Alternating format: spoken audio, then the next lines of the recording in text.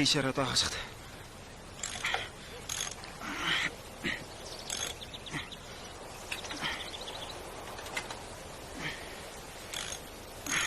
Бұл кім? Бұл шалды ауылда бәрі жексұрын шал дейді.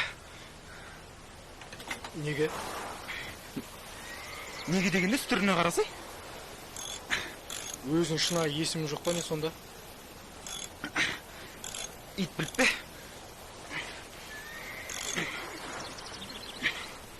Үнемі осылай жалғыз жүре ма? Иә. Үлкендердің айтуына қарағанда, ол өзінің туған баласын ұрып соғып, үйінен қуып шыққан деседі.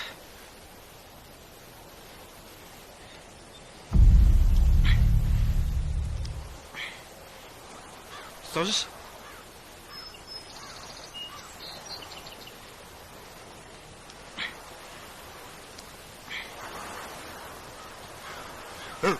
Қарасай.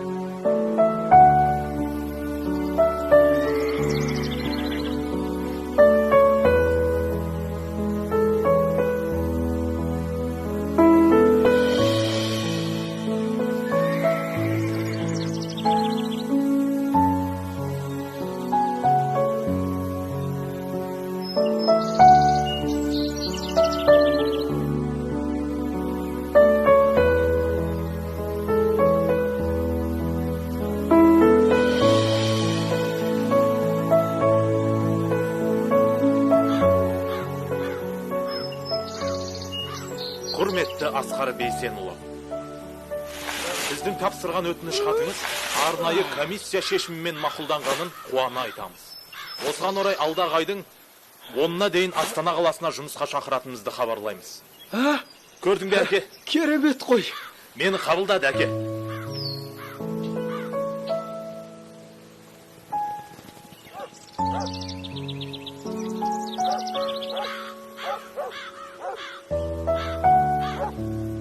Енді сен үлкен қалаға кетіп бара жатсың. Ол жақта өзіге мұқият бол. Уайымдамаңыз, әке. Мен анау компанияға бармайым. Ол компания Қазақстандағы ең бай компания. Неткен қуаныш дедім. Апаң кеткелі өзің ғана едің, серігім. Енді... Ой, әке. Мен ауылдың бүкіл тұрғындары теледидардан көргенде таңғалатын шығар. Хабарласып тұршы. Ой, әке. Не болды сізге? Мен ғарышқа ұшып бара жатқан жоқпын ғой. Ал, жақсы. Қош болыңыз.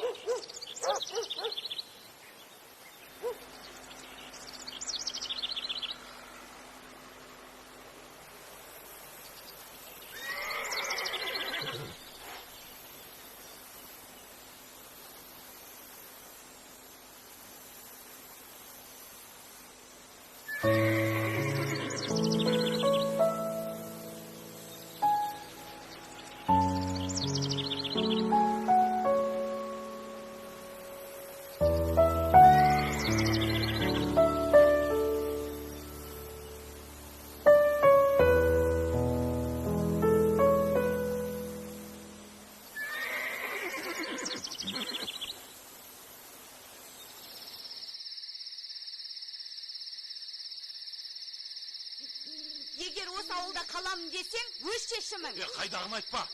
Әкемді қайда тастайым? Біз олай келіскен жоқпыз. Әкемді жалғыз қайда қалдырмақпын, а? Осы уақытқа дейінгі жалғыз тұрды ғой, бір жер қисайды ма? Өлмейді, өлмейді әкең, өлмейді әкең, өлмейді әкең.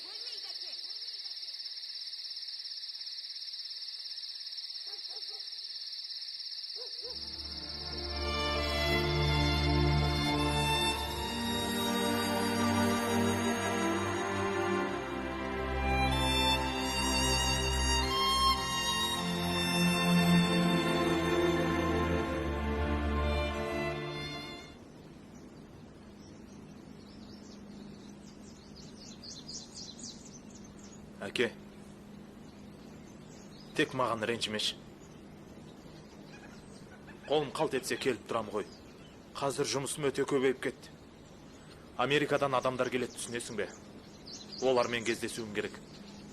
Ананы шешу керек, мынаны шешу керек. Өзіммен бірге алып кетейін десем, жағдайың мынандай. Ол жақта не істейсің? Қалада адамдардың бәрі мәдениетті. Үсті басы да басқаша. Ол жақта қиналып қаласың ғой сен.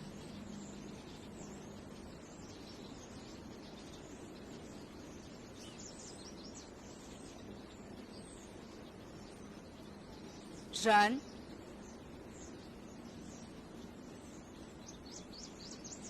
Кеттім ендеше. Тек сен жыламаш. Жарай ма? Әйтпесе мен де жылайым.